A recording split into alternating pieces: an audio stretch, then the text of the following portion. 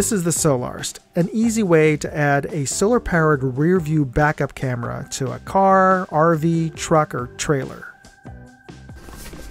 Let's see what you can expect to get with one of these. You got the box. It is cardboard with some graphics and a lot of explanation on the outside about features and whatnot.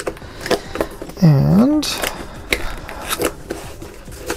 inside, we have two smaller boxes and a lot of padding. And we have the frame of the camera license plate frame itself. So let's take a look at that real quick. Some anti-static. And you want to remove this protective decal on there. And that's just to keep it from getting scratched up during shipment. And this is the camera itself and the solar panel that picks up the electricity that charges the camera. And it has an ability to change, to articulate and tilt up and down depending on, I guess, the position of your license plate on your vehicle. So we also have inside of these white boxes all the hardware and the monitor. Let's see what's in which one. Okay. How does this thing open up? Oh, on the side. Okay, so we have a mount. We have a lighter adapter. When this connects to a proprietary pin type charger and a USB charger, and we have our manual. Good, we'll take a look at that. And we have our monitor. Let's take a quick look at that. That's a good size one. I forget how many inches. And also has a protective cover on that, so you want to take that off. Alright, so we're going to mount these up in my vehicle and test all of these things out. Okay, some things you need to be mindful of before installing this. This USB to power adapter here, this pigtail as they call it, is meant to charge up the backup battery on the license plate camera, just in case you know, overnight, or you put this into a garage, so that your camera does have backup power to start initially and to work. So you have a waterproof cap here, and you plug this pigtail in, and you plug this to your USB charger, wall charger at home, or what have you, and you charge this up before installing it. The car adapter is meant to connect to your monitor on the back, or on the side. Where is that? Oh, here it is. On the back, on the side there, it plugs in. And it has a double stick 3M, well, one side is already sticking to the base of this, and you would attach this to your dash. Or you could take off this adhesive adapter and use the suction cup and place this in the reverse setup and connect this to your windshield. So we're going to do that.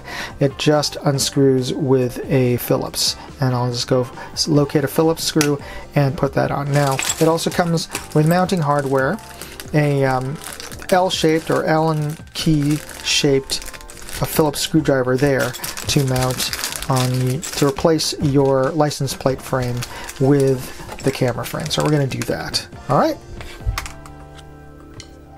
Installation is super straightforward. First, you just need to remove your license plate and any license plate frame you currently have on it, and then install the Solarst frame over your license plate and screw them all back in. Now, it comes with 4 mounting screws as well as an Allen or L wrench Phillips screwdriver, but you can use your own. Unlike other backup cameras, there's no wiring involved. There's no splicing into your electrical system to power the unit, because this camera is run with an internal lithium battery recharged by its built-in solar panel. And the video footage is transmitted via Wi-Fi. Once installed, you just tilt the camera so that you get the best view. I recommend tilting it such a way that you can see just a hint of your bumper.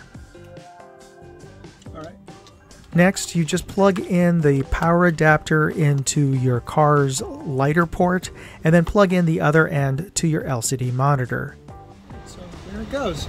It's working. Now you just need to mount your LCD monitor. You've got a couple of options. You can mount it to your dash via the suction cup or the 3M mount. I chose to mount it next to my rearview mirror since I'm used to using the rearview mirror when I'm backing up anyway. Once installed, just tuck the wiring so it's out of the way.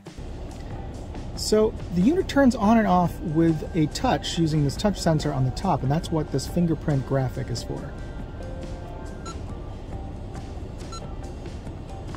You see that here.